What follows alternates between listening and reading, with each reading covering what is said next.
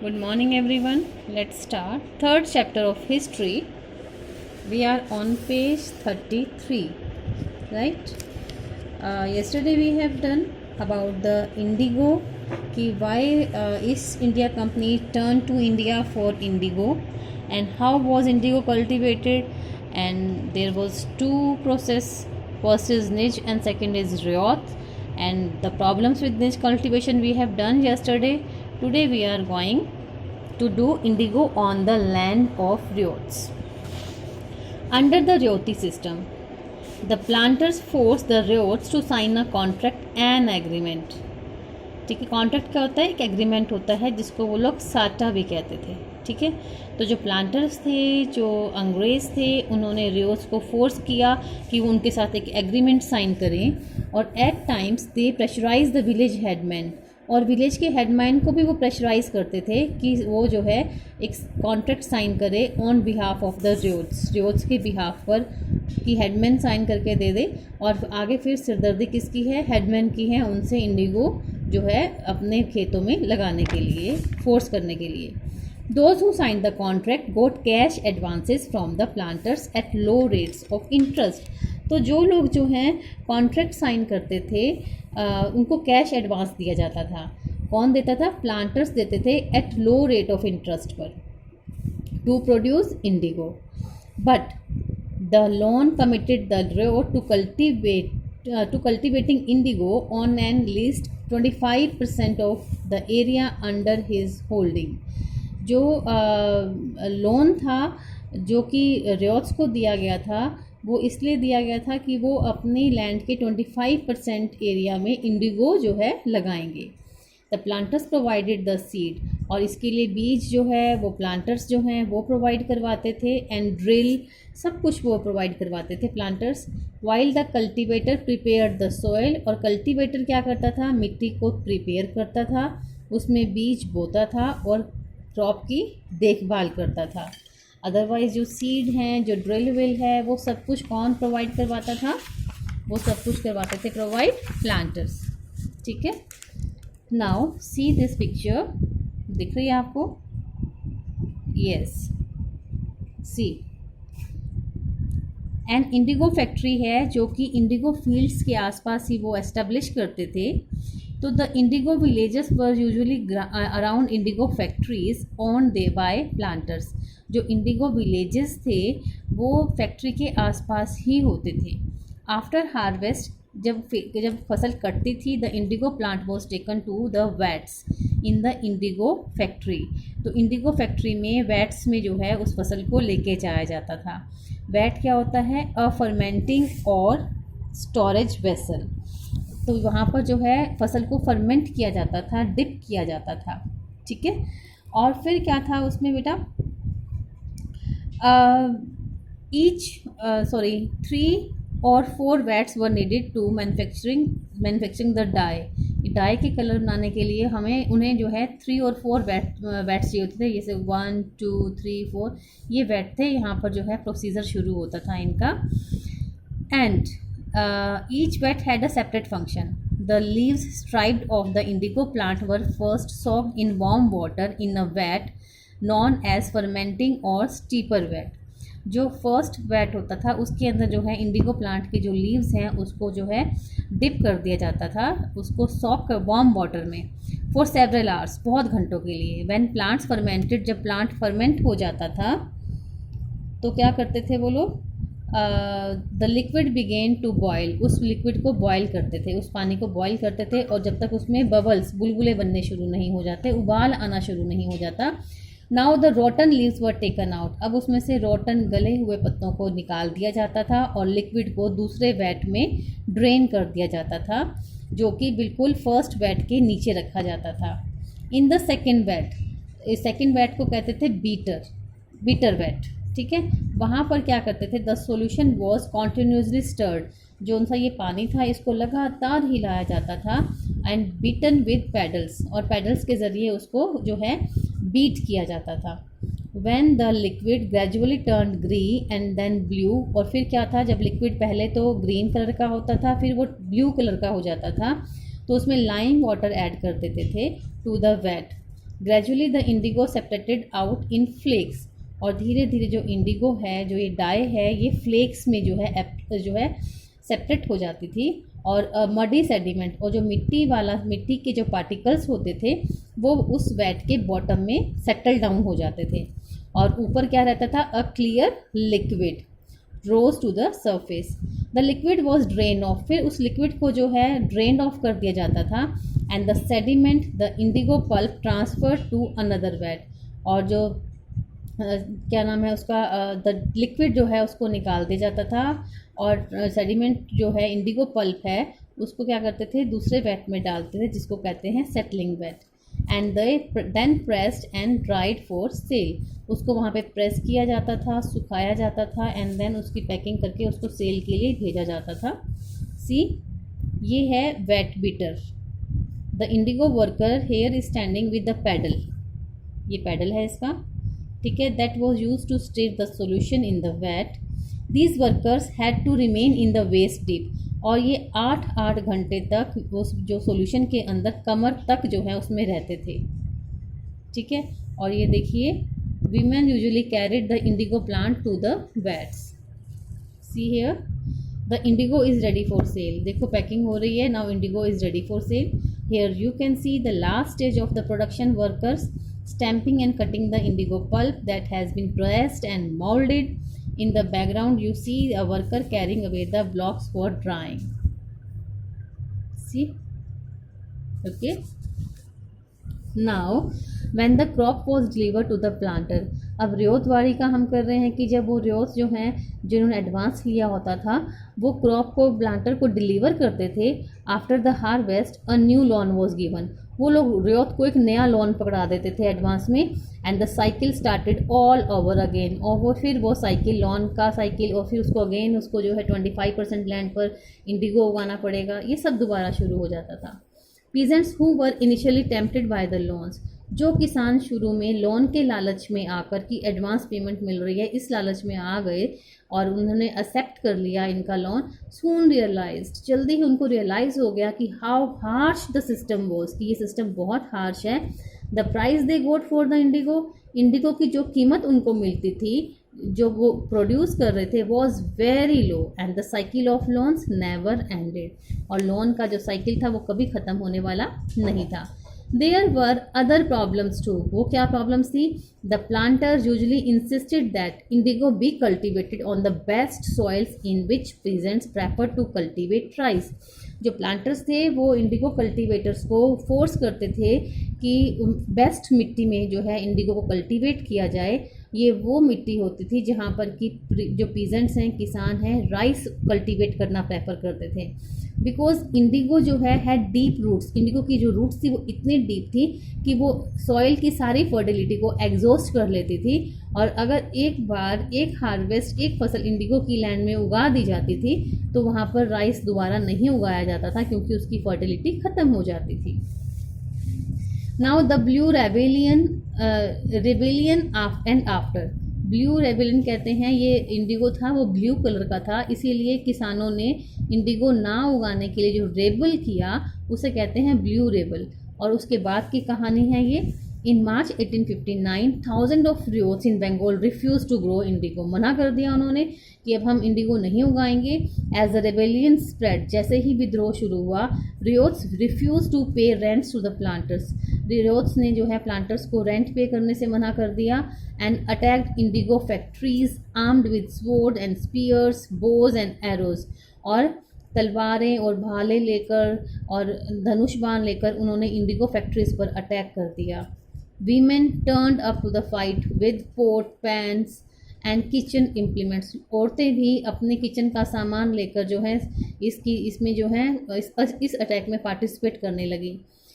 Those who worked for the planters, जिन्होंने planters के लिए काम किया था, वर सोशली बायकॉटेड, उनको सोशली बायकॉट किया गया, उनसे सब लोगों ने बोलना छोड़ दिया, उनके साथ उठना बैठना छोड़ दिया, totally they were बायकॉटेड।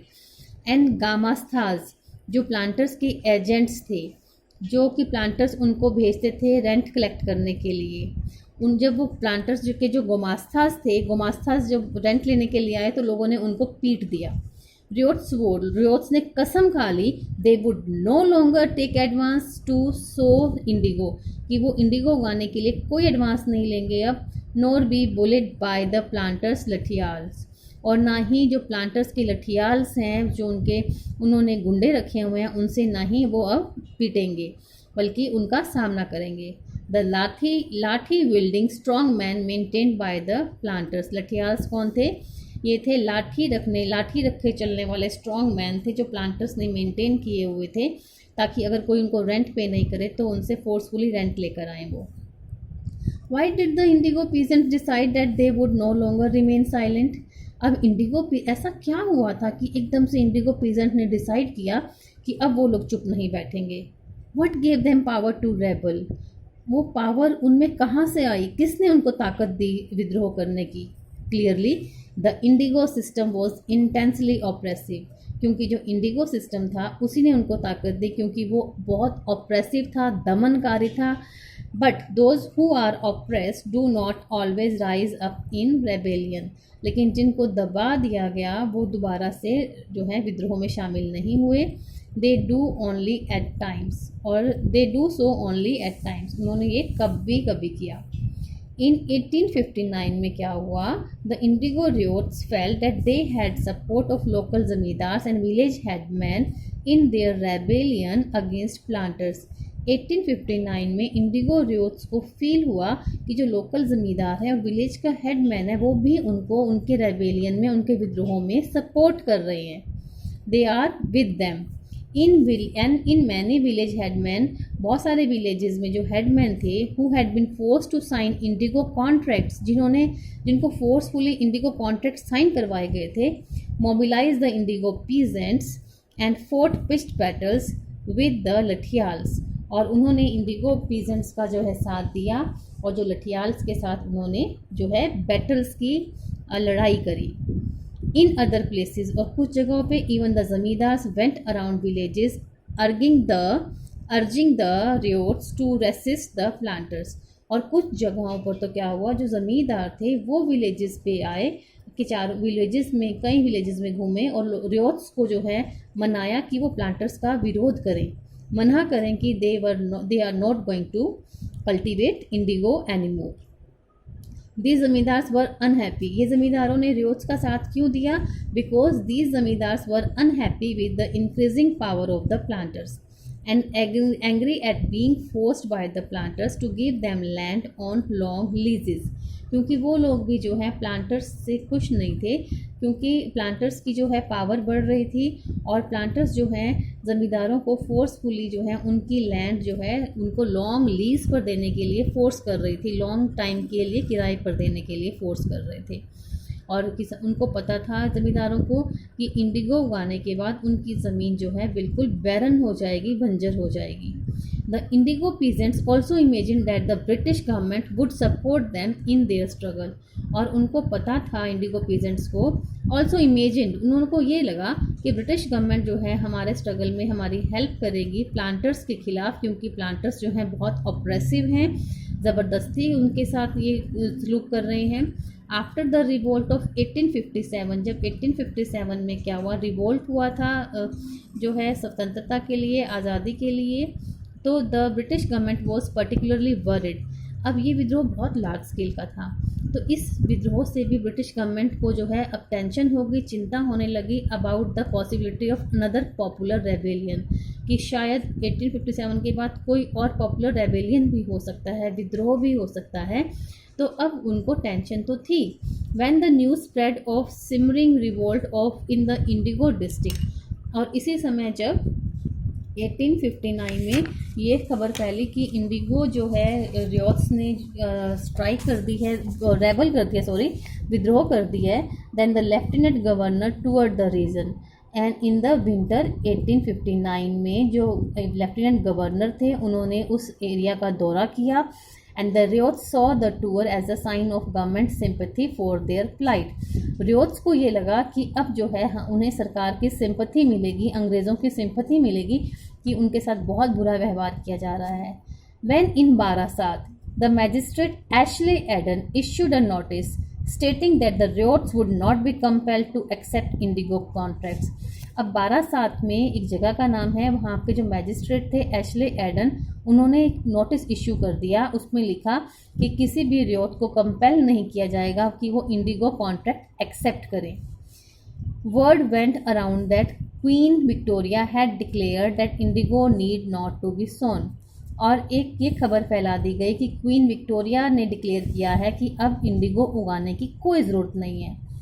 Aiden was trying to placate the peasants. जो एडन है वो पीजेंट्स को सेटिस्फाइड करना चाह रहा था and control an explosive situation. और उस वक्त जो सिचुएशन थी, जो विद्रोह की सिचुएशन थी, उसको कंट्रोल करना चाह रहा था कि विद्रोह जो है लार्ज स्केल का ना हो जाए. But his action was read as support for rebellion. लेकिन अंग्रेज़ों ने उसके इस काम को सोचा कि वो जो है रेबेलियन का, इस विद्रोह का, वहाँ के लोगों को सपोर्ट कर रहा है. उसकी इंटेंशन को किसी ने नहीं समझा. एज द रेबेलियन स्प्रेड, जैसे ही ये विद्रोह शुरू हुआ, फैला, intellectuals from Calcutta rush to the indigo districts. जो कैलकटा के इंटेलेक्चुअल्स थे, पढ़े लिखे लोग थे, वो इंडिगो डिस्ट्रिक्ट्स में आए. They wrote of the misery of the ryots. उन्होंने अपने जर्नल्स में, अपने मैगजीन्स में रियोट्स के दुखों के बारे में लिखा. The tyranny of the planters, planters के अत्याचारों के बारे में लिखा. And the horrors of indigo system, और इंडिगो सिस्टम कितना डरावना है उसके बारे में लिखा कि कितना फोर्सफुली लोगों को जो है मनाया जा रहा है कि वो इंडिगो उगाएं. Worried by rebellion, the government brought in the military to protect the planters from assault and set up Indigo Commission to inquire into the system of indigo production. अब रेबेलियन से वरीड होकर जो government ने क्या किया, brought in the military बुलवा ली to protect the planters को protect करने के लिए, ताकि जो रियोट्स हैं, ज़मींदार हैं, हेडमैन हैं गांव के, वो उनको मार ना दें. And set up the Indigo commission, और इंडिगो कमीशन को बिठा दिया इंक्वायर करने के लिए कि इंडिगो प्रोडक्शन की जो सिस्टम है उसकी पूरी छानबीन की जाए, जांच पड़ताल की जाए. The commission held the planters guilty. Commissions ने, जो कमीशन बैठा था, जब उसने सारी जांच पड़ताल की तो उसने कहा कि जो प्लांटर्स की गलती है, एंड क्रिटिसाइज देम, और उसको क्रिटिसाइज भी किया. ठीक है. और फिर क्या हुआ, फॉर द कर्सिव मेथड्स, उनके जो हैं इन मेथड्स के लिए, इन ऑप्रेसिव मेथड्स के लिए जो कि उन्होंने इंडिगो कल्टीवेटर्स के साथ यूज़ किए थे. It declared that in production was not profitable for ryots. उन्होंने बोला कि ये जो प्रोडक्शन है, इंडिगो प्रोडक्शन, वो रियोट्स के लिए प्रॉफिटेबल नहीं है. And the commission asked the ryots, commission ने रियोट्स को बोला कि जो उनके मौजूद कॉन्ट्रैक्ट्स हैं, जो कॉन्ट्रैक्ट चल रहे हैं, सिर्फ उनको फुलफ़िल करो. एंड उनको ये भी बताया they could refuse to produce indigo in future, और फ्यूचर में उनके साथ जो है कोई भी ज़बरदस्ती नहीं करेगा कि वो लोग इंडिगो उगाएं. ठीक है. Now after the revolt indigo production collapse in Bengal. अब ये ब्लू रेबेलियन के बाद बंगाल में इंडिगो प्रोडक्शन जो है कोलैप्स हो गया. And but the planters now shifted their operation to Bihar. अब प्लांटर्स ने इंडिगो के लिए बिहार की तरफ रुख किया. With the discovery of synthetic dyes in the late 19th century their business was severely affected. अब सिंथेटिक डाइज होते हैं आर्टिफिशियल डाइज. अब आर्टिफिशियल डाइज डिस्कवर्ड हो गए लेट 19th century में, तो उसका वजह से जो प्लांटर्स थे उनके बिजनेस पे बहुत बुरा असर पड़ा. But yet they manage to expand production. फिर भी उन्होंने प्रोडक्शन को एक्सपेंड करने के लिए जैसे तैसे मैनेज कर लिया. When Mahatma Gandhi return from South Africa, जब साउथ अफ्रीका से महात्मा गांधी आए वापस, a peasant from Bihar persuaded him. एक बिहार के किसान ने उन्हें मनाया कि एक बार प्लीज़ चंपारण को विजिट करो and see the plight of indigo cultivators, और इंडिगो कल्टीवेटर्स की दयनीय दशा को एक बार देखो. महात्मा गांधी जो वहाँ पर 1917 में उन्होंने विजिट किया, और वहाँ से mark the beginning of Champaran movement against the indigo planters. और वहाँ पर इन्होंने जो है चंपारण मूवमेंट स्टार्ट किया इंडिगो प्लांटर्स के खिलाफ. Now indigo making in the West Indies. In the early 18th century, French missionaries Jean Baptiste Labat travel to the Caribbean island. Caribbean islands में वो गए और उन्होंने एक्सटेंसिवली लिखा इस रीजन के बारे में, और अपनी एक बुक थी उसमें उसको पब्लिश भी किया. This image show all stages of indigo production in the French slave plantation of region. कि कैसे जो है ये कैसे जो है प्रोडक्शन होता था. You can see the slave workers putting the indigo plant into the settler vat on the left. Another worker is churning the liquid with the mechanical churner in a vat, second from right. Two workers are carrying the indigo pulp hung up in the bags to be dried, and in the foreground, two others are mixing the indigo pulp to be put into molds. The planter is at center of the picture. कहाँ है planter? ये रहा, जो observe कर रहा है, supervise कर रहा है स्लेव वर्कर्स के काम को. देखो, ठीक है, ये है फ्रेंच कॉलोनी का दृश्य. ठीक है बेटा, now your chapter is completed. If there is any query you can call me any time. But मुझे लगता है, आई होप आपको अच्छे से समझ में आ गया होगा. So till then, good bye.